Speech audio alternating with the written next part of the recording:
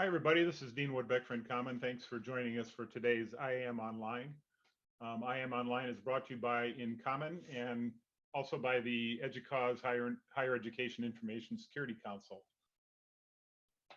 I will point out that at the bottom of your screen, you will see a chat button, and you need to click on that in order to use the chat. When you do open the chat, choose the drop down that says everyone or all panelists and attendees. And that way everybody will be able to see the chat, and that's where we'll take questions. So again, thanks for joining us, and I'm going to turn it over to Kevin Maroney, who's the VP for Trust and Identity and Net Plus and Internet 2. Kevin?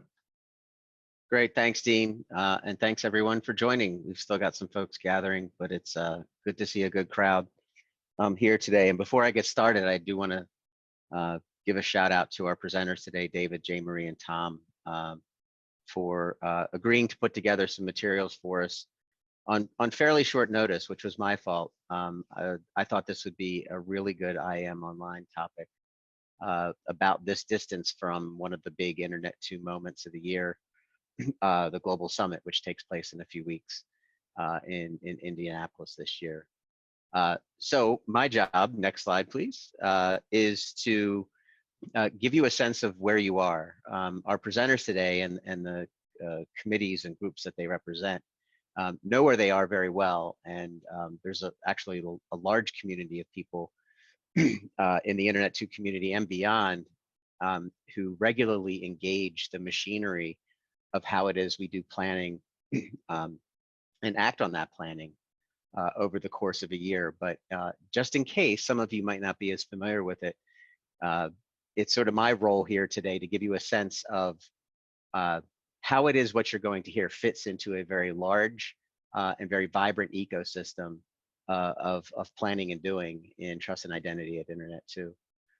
So with that, Dean, next slide, please. So here's probably the most simple way to think about the set of InCommon activities and services. They fall into, when we talk about them internally, these 6 categories: the Federation, community development, EdGerome, cert services, education and consulting, and software, which we now refer to as the Trusted Access Platform, building upon the success of the TIER program. So this framing is important, but I think what's really important for what you're going to hear today are the next 2 slides. So if we can go to the next slide. All those activities, those 6 activities, are driven by these community groups. I'm not going to go through them all, and I'm certainly not going to go through them in any rich detail, because, as you know, the slides will be available and the audio will be available after today's webinar. But at sort of the top level, we have this thing we call the Program Advisory Group, which is a group made up of executives that provides overall trust and identity program guidance. And then we have the InCommon Steering Committee, which provides executive oversight for the activities associated with InCommon. And then we have these sustaining advisory committees, and we're going to hear from 3 of them today. The group we call CACTI, the Community Architecture Committee for Trust and Identity, and David will be representing those activities. We have the InCommon Technical Advisory Committee, which is currently chaired by Jay Marie Du at Lafayette. Jay Marie will be talking to us about the kinds of things that are on the InCommon tax mind. And I'm sorry, Tom is heading up the CACTI, my bad, and David, the Community Trust and Assurance Board, or CTAB. What's important to me for you to understand in all this is that on a monthly basis, in order to get the work planned and done in Trust and Identity Internet 2, about 150 people, and it's a little bit more than that, get together at least an hour a month. Over the course of a year, this nets out over, close to 2,000 hours of volunteer community time to set the direction for what it is that we do. And that's really important. It's one of the reasons I like my job, because getting to work with so many passionate people about what we do is really rewarding and satisfying. And there's also some really good outcomes, I think, for those of you who have chosen to depend on the directions that these groups are setting. So here's kind of like an inventory, an organized inventory of all the groups that are working. And if we go to the next slide, I'm definitely not going to go into any detail on this, but this is typically how these things flow. Work from various groups flow into other groups for further advising or guidance or amendment or decision making. So it's a really rich ecosystem of advising, governance, planning, and action. And I guess one thing to take away from this slide is not just the arrows and the directions of the arrows, but that the entities on the left are standing boxes, if you will, and then the entities on the right are working groups in various stages of permanence, if you will. So the software community working groups are kind of stand in perpetuity. And then the sponsored community working groups have a pretty distinct beginning, middle, and end. And I'm sure that Jane Marie will be talking about the TAC groups here in a moment. But this will give you an idea of how all these groups and these about 150 people connect with one another on a weekly or bi-weekly basis. And if you go to the next slide, this is sort of my attempt at a humorous way of suggesting that all of these people and the work that you're going to hear about as soon as I'm done is the wind beneath the wings of trust and identity. But if we go to the next slide, it's probably more apt. The work of all these groups is not only the wind beneath our wings, but I have a really, I think, a special position to be able to watch all of this work be conducted. And if you pay close attention and you understand how all these things are interconnected, you can watch the flock of minds decide where it is that we should go, during the course of any given year or on any given topic. And I really do sometimes get this metaphor in my head of sometimes it's hard to understand why that flock of birds goes in the direction it does, but if you watch it long enough, it all starts to make sense. And what we hope to do today is open a window into how it is the flock will be moving in 2020. So with that, I'm going to hand it over to, I believe it's David, representing the CTAB, or Community Trust and Assurance Board. Take it away, David. Thank you, Kevin. Glad to be part of a flock and not a hive mind. That's great. Kevin's introduced the role of CTAB in that helpful overall map. The members, oh, sorry, next slide. The members this year for this committee include a great set of folks. I've also listed some of the Internet 2 folks who regularly participate with us and contribute an enormous amount. Several different universities, and this year we've added a couple of people from Europe as well, you can see. So they all get all the credit. I'm the spokesperson here. So the primary activity of this board, CTAB, has been, next slide please, the Baseline Expectations Program. We have recently completed the first rollout of baseline expectations of all of the entities, identity providers and service providers, in the InCommon Federation. The idea here is to increase the level of mutual trust among all participants to facilitate interoperability and collaboration. So this slide sort of describes in more abstract terms what that amounts to, increasing security and privacy, bettering the user experience, all toward making it easy to connect people who need resources with the resources that are provided in the federations. And of course, InCommon is part of the global interfederation of lots of national federations.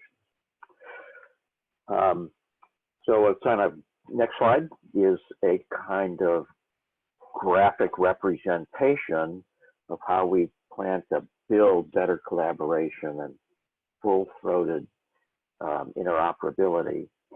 The first round of baseline expectations address the foundation of making sure that the entities represented in InCommon Federation are run as serious enterprise applications. We use the Refred's assurance profile, and we named several explicit requirements for metadata representing those entities.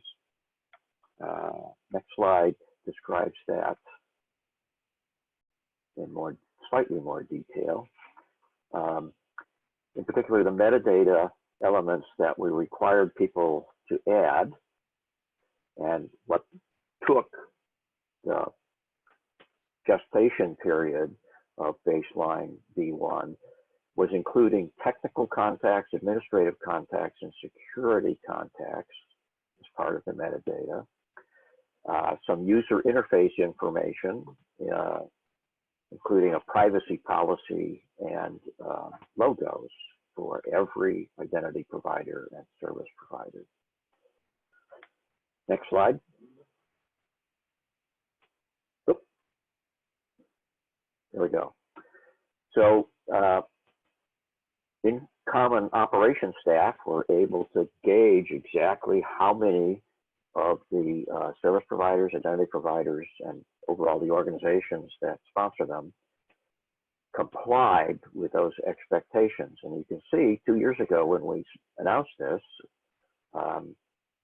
the compliance with those expectations was down in the low double digits, 15% or less.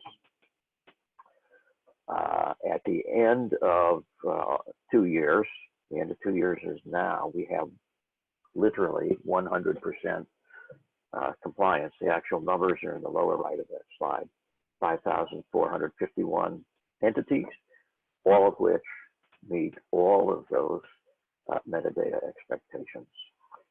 Along the way, members of CTAB spent a lot of time working with some institutions, entities that were reluctant or needed some prodding or technical assistance to meet those requirements.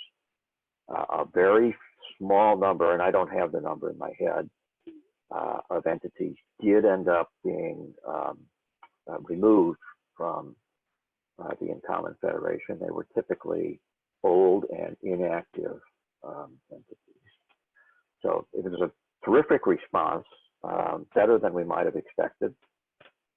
Let's go on to the next slide.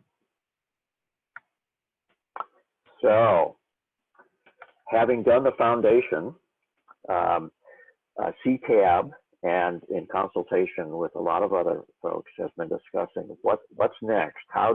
What other kinds of common expectations would facilitate greater trust, greater assurance levels among participants.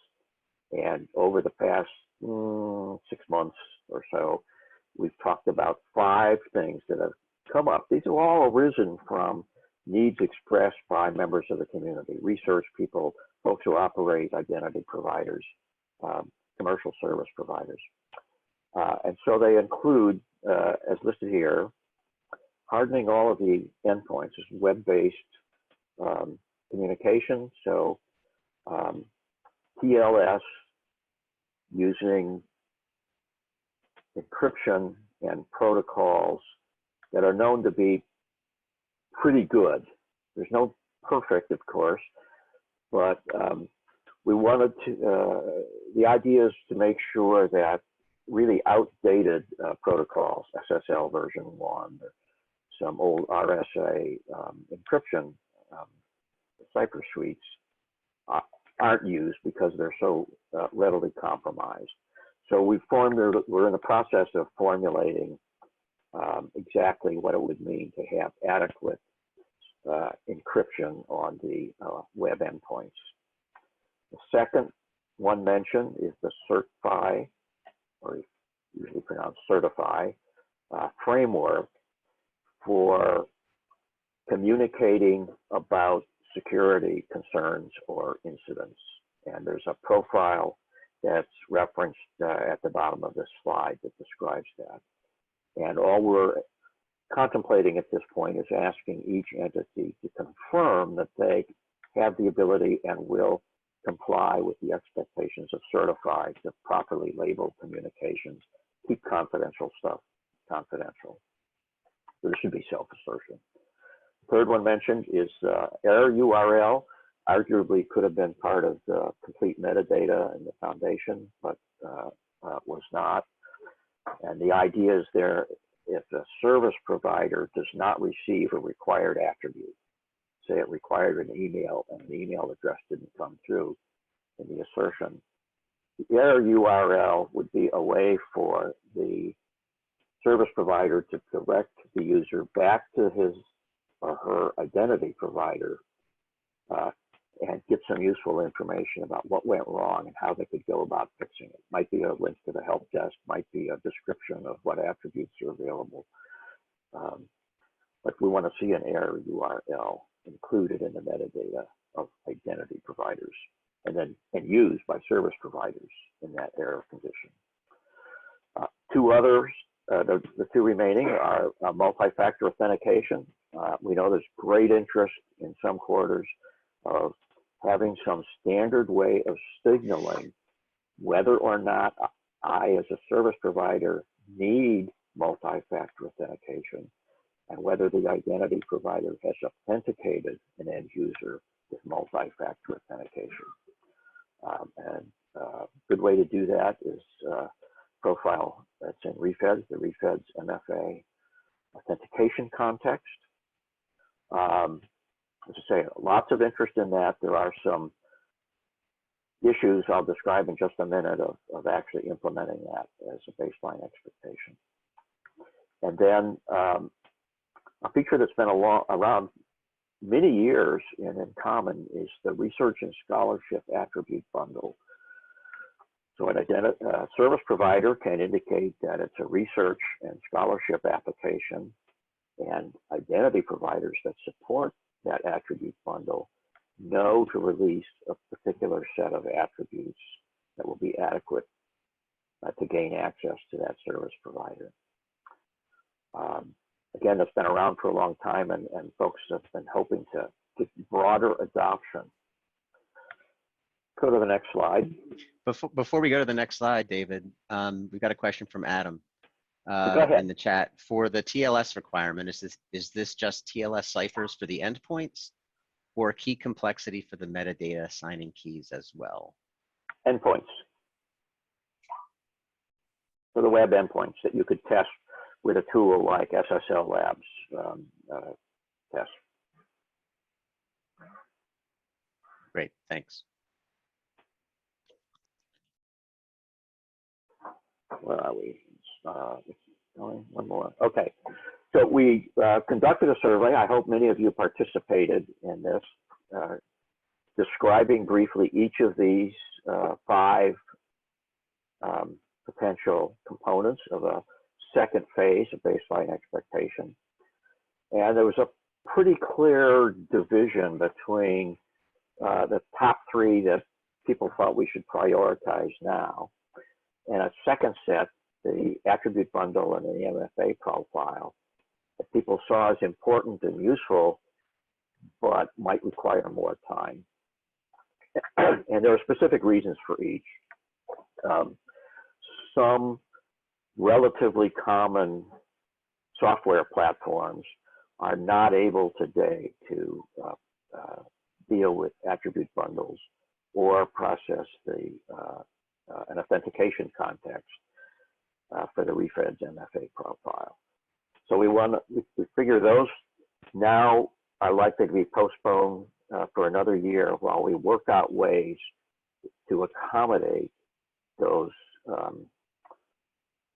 entities that have software that won't directly support those 2 expectations. Next slide. So perhaps I should have mentioned this right at the start, but where we're going now involves the community consensus process. And then if you haven't looked at it, I invite you to look at the URL right under the title. This is intended to be a community determining what it needs to add value to the Federation. So there will be an extensive consultation, well, a community consensus process. Consultation is a later step. We're anticipating now that will be from the 1st of March to the 15th of April this year.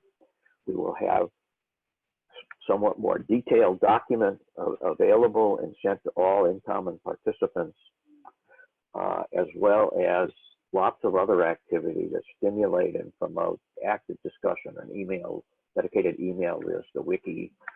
I don't know if we'll have neckties and stained glass windows, but almost everything else.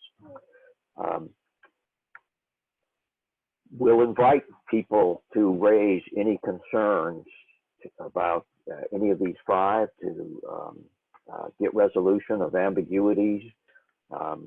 Maybe, you know, conceivably add some other expectation or remove one that's on the list. So at the end of that community consensus open process, we anticipate discerning what we think is a rough consensus of the community and have a very explicit proposal. That proposal will then go to the formal consultation process with InCommon stakeholders for adoption as a new set of requirements, baseline expectations version 2.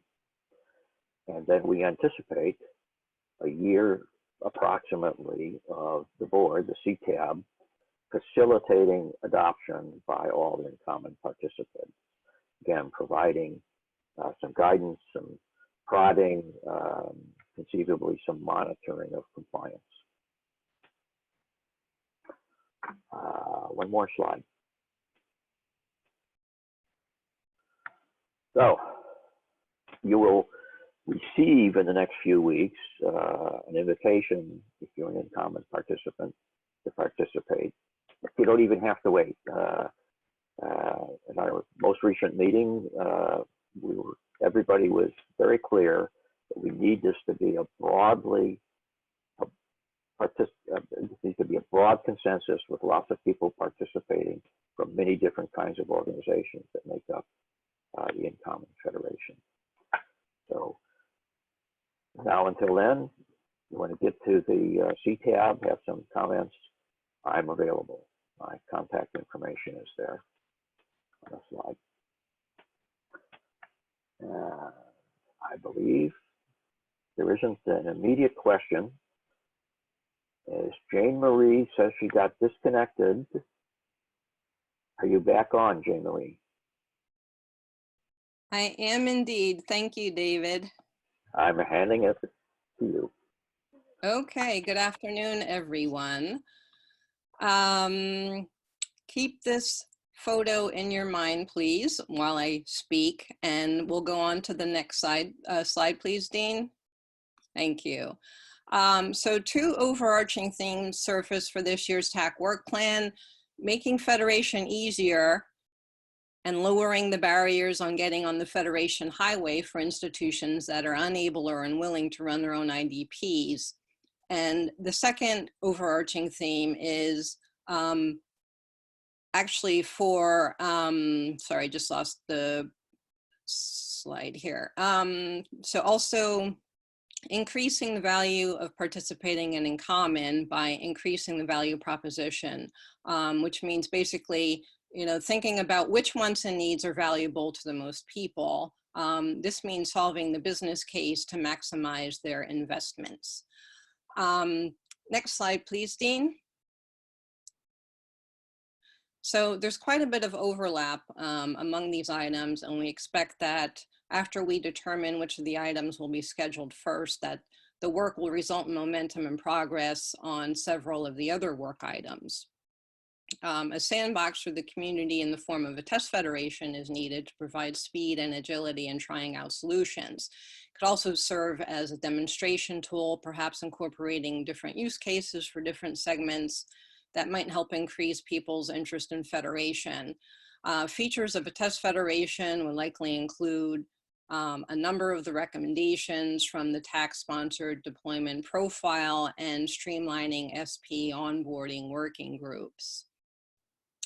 The Committee on Institutional Collaboration, now the Big Ten Academic Alliance, worked on the Cloud Services Cookbook about 6 years ago to figure out the standard things that we can ask cloud providers to do to integrate properly with InCommon. The landscape has changed and an update is needed. Updating the cookbook is on both the tax and the REFEDS 2020 work plan. So depending on the timing and in the absence of a determination that REFEDS will take the lead on this, the TAC would do so by providing input and resources in the form of sponsoring a working group, and a little bit more about that later. If it's determined that REFEDS takes the lead, the TAC would provide support to that effort. As Kevin mentioned earlier, there is a TAC-sponsored IDP as a service working group, which is chaired by Mary McKee of Duke and E.J. Monty of Duquesne. And that group has worked on gathering information on existing solutions that exist, and also on defining technical and operation requirements that an InCommon run IDP would have to meet. Besides the service requirements, other recommendations that are expected to come out of the group would likely focus on what the criteria would be for feature levels. So for example, a basic subscription IDP as a service, versus some kind of plus level that could include more features based on the maturity of a particular institution's IAM program.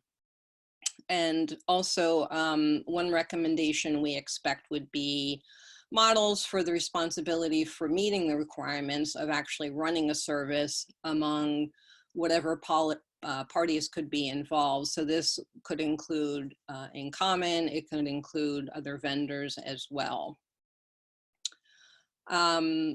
Seamless access. So this builds on the guidelines from RA 21. It is a collaborative initiative that's working to improve how library subscription content from publishers is accessed. So you're probably all familiar with IP-based access, which is more like authorization. So the TAC is watching this closely, particularly over the next 6 months, and will be evaluating seamless access to kind of make a clear decision about what it is that InCommon would need to do. This could include a test bed, and then the work would be out for community review. Another item that the TAC has been talking about recently is SP signaling for requested attributes and metadata for these content publishing services. So there is, perceived privacy concerns that some librarians have. So the SP signaling coupled with consent would help to alleviate their concerns.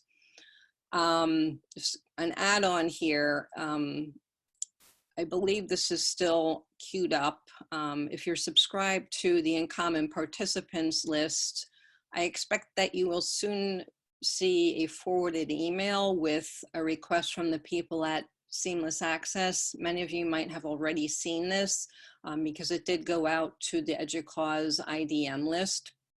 So the email will include 2 links to 2 short surveys.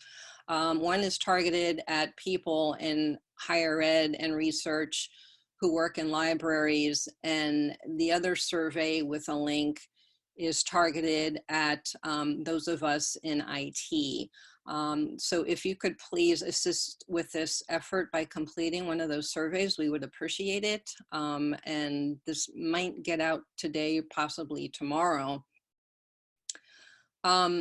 Another item that I'd like to talk about that isn't expressly here on this list, but as I said, there's overarching themes, and working on one of these items is going to help get the other items off the ground. And there's a lot of common threads this year among all of the items. But you might recall that the deployment profile working group had finished its work. I believe it was in March. That was a tax-sponsored working group, and they created a major revision to SAML to INT, the SAML 2.0 deployment profile, which addressed the issue of unique user identifiers. And they created two new pairwise user identifiers to supersede existing attributes. So the TAC had accepted that group's final report and the recommendations, and Kantara had reviewed and ratified the revised SAML to INT profile. The recommendations from that group to the TAC had included changing encryption algorithms, as well as adoption of the new identifiers. So the TAC is going to be working on evaluating the priority and the meeting of those recommendations to InCommon. And some of those recommendations would likely be included in the test federation item, as well as subsequent iterations of baseline expectations. Next slide, please, Dean. Jane Marie, I wonder, but before you go on, if Yes. you mentioned refeds a couple times, or some people pronounce it refeds, but could you just give a quick summary of what that is? Oh, sure. So RedFeds is kind of an organization where different RNE federations participate. So it can help set basically, operating procedures and standards on a global level. So there's some items, obviously, that not just an individual national RNE federation would be impacted by, but due to EDUGAIN, things need to be worked on and considered on a global scale. So that's where RedFeds comes in.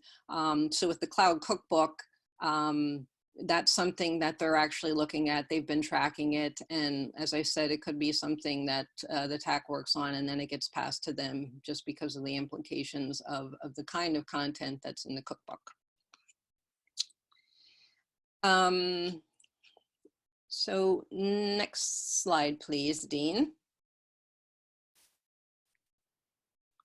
Thank you. Okay.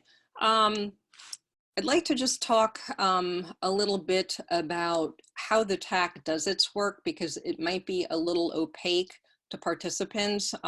Kevin had talked about, how the different advisory bodies and program groups interact. But the TAC primarily furthers its work by chartering working groups, and it relies heavily on community participation. So one of the sitting TAC members acts as a champion for a particular work item by sponsoring a working group. So co-chairs from the community are identified based on interest. Sometimes we solicit people. Sometimes we hear from people saying that, they're particularly excited about a certain topic. So we find the chairs. We've moved to a co-chair model. And then a charter is drafted for the group, sometimes with the tax input. I would say usually with the tax input to make sure that all the bases are covered.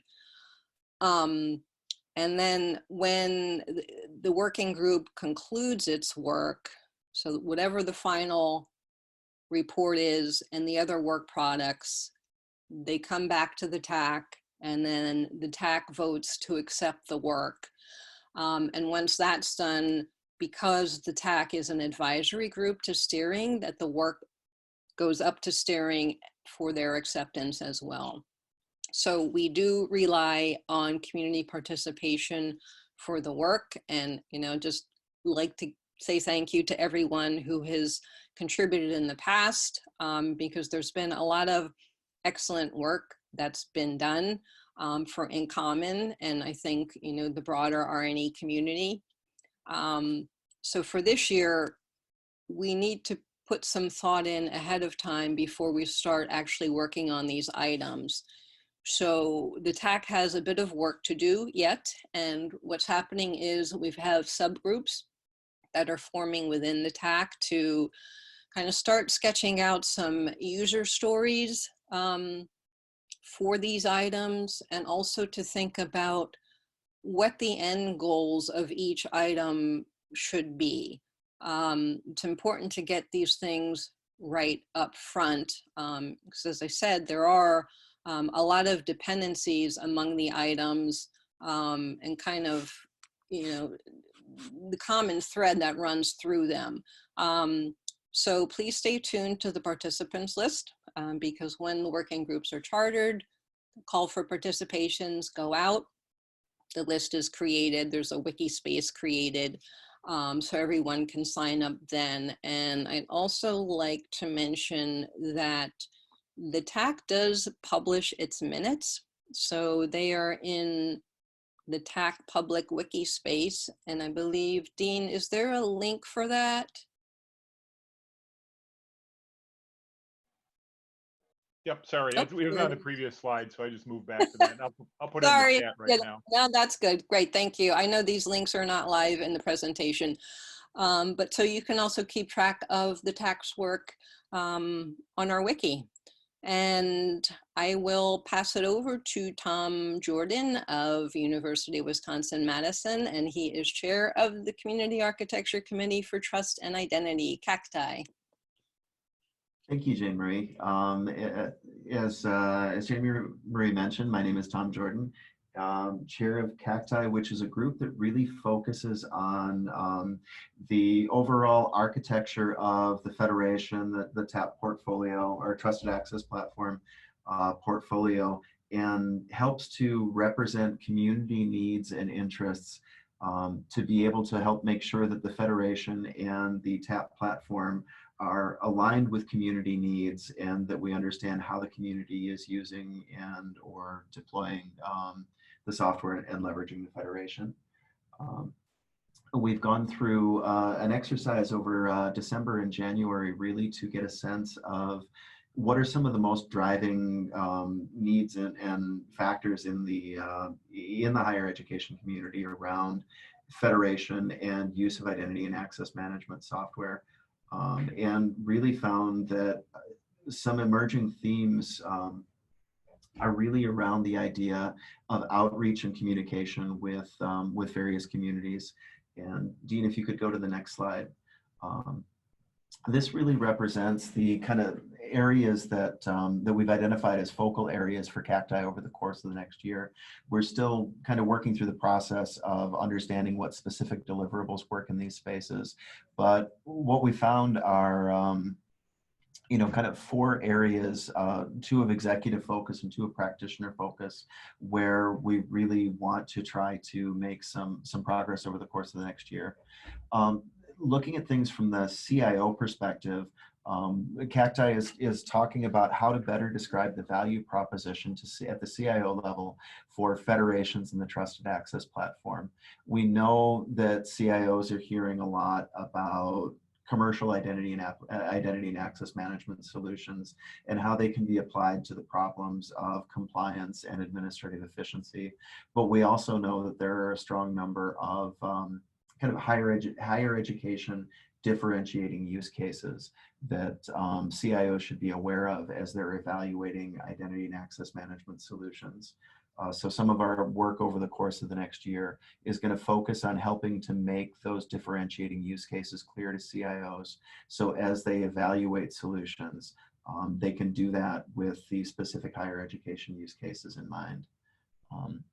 Likewise, we're working to be able to connect to the CISO community to be able to better align with information security officers to be able to understand where InCommon and the Trusted Access Platform need to fit into a campus security strategy. And Jill Gemmel, the vice chair for the CACTI group, is going to be sitting on the program committee for EDUCAUSE Security Professionals Conference for 2021 to hopefully bring a little bit more InCommon content into that particular security community. We're also looking for other opportunities to be able to strengthen the relationship with the security community as we go forward into the next year. The other areas of focus for CACTI next year are in the area of what you can probably think of as identity practitioners. Coming out of ACamp at TechX last year, there was a working session that was really well received around the idea of resources for IAM hiring managers, to figure out what we can do to be able to help the community better position themselves to recruit and onboard identity and access management talent. For example, where are the best places for hiring managers to go to look for IAM talent? What kinds of skills should they be looking for? How do they identify the skills that need to be developed once a new hire is brought on board? And this fits very much into the idea of Basecamp as a tool for bringing folks into the community, and helping to define a training curriculum to help them understand what higher education identity and access management is all about.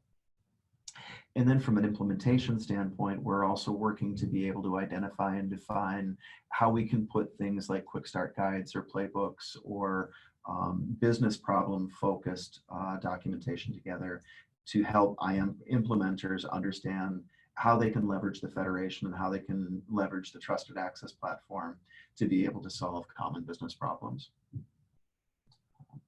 And that's really, kind of where we're focused our resources for the next year.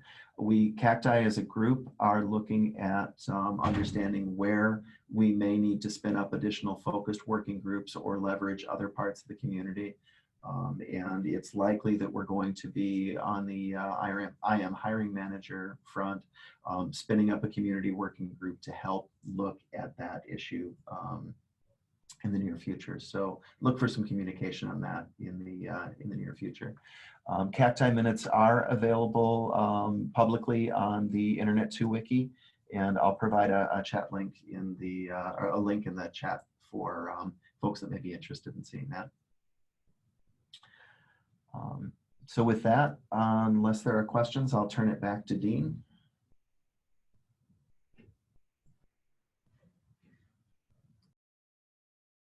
Okay, and I don't see any questions. Kevin, I don't know if you have anything else you want to add, or we can, if not, we can just close it out. No, I just want to maybe restate what I said in my last slide, that there are a lot of complicated moving parts. I really like the way that CACTI's frame these things in terms of executive and practitioner modalities. And this is the trust and identity space is it's a historically, and I don't see it getting any simpler soon, a historically complicated space. But as the speakers today have noted, the groups value transparency very highly. So they do, and I get to see the workflows associated with getting the minutes and the meeting notes right, so that they can be published publicly. So if you want to, watch along with me and see where the flock is going, and even there's opportunities to influence how things go, I would just strongly encourage you to grab a seat next to me and watch and help guide where it is you think things need to go. So with that, Dean, I'll hand it over to you for a close. Okay, thanks. Yeah, so these are a few events that we have coming up in InCommon, and there's a couple of training sessions, one for Shilwith, one for Grouper, that you can see here. Just today, we've opened registration for our second base camp, which will be June 23rd through 25th at the same hotel we were at last year in Milwaukee. This is for those who are new, either identity management to Federation or to the software and services that are part of the Trusted Access platform. And there is a link there, and we'll be sending out emails in the next couple of days that include this link and more information about Basecamp, or you can just go to incommon.org and find the information there. And then the last thing is, and I put a link in the chat, we value your evaluation of today's session, and we use those evaluations to both improve IAM Online and also to generate ideas for future sessions. So if you have a topic that you'd like to see covered here. There's a spot on the evaluation form to do that.